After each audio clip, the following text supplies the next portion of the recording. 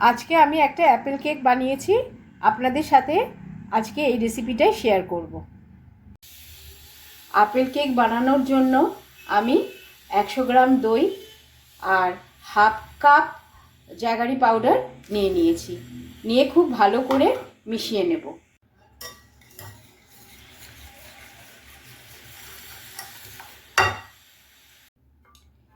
এবার 50 gram butter, melted butter add করব আর খুব ভালো করে মিশিয়ে নেব।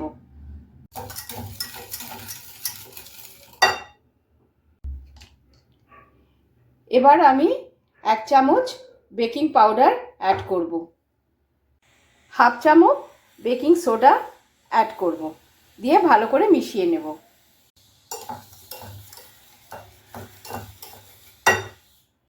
এবার 1 কাপ আটা ভালো করে চেলে নেব।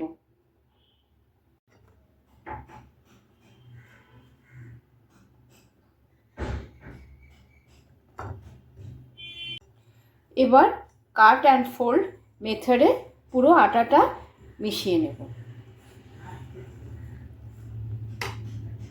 তো আপেল কেক, তাই জন্য আমি কিছু আপেল টুকরো টুকরো করে নিয়ে এর মধ্যে দিয়ে দিয়েছি। এবার ভালো করে মিশিয়ে নেব।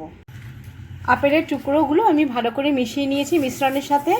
এবার একটা কেক মোল্ডে আমি ভালো করে বাটার মাখিয়ে নেব। এবার কেকের মিশ্রণটা আমি কেক মোল্ডে ঢেলে নেব।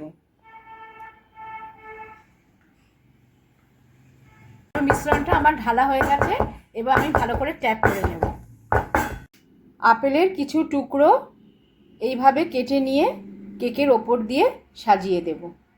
একটা পাত্র আমি আগে থেকে গরম করতে বসিয়ে দিয়েছিলাম। এবার আমি এর ওপরে এটা কেকের বাসনটা বসিয়ে দেব।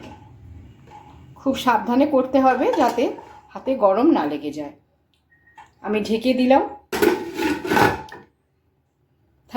30 মিনিটের জন্য আমি এটাকে এরমভাবেই রেখে দেব। অ্যাপেল কেকটা আমি ডিমোল্ড করে নিয়েছি।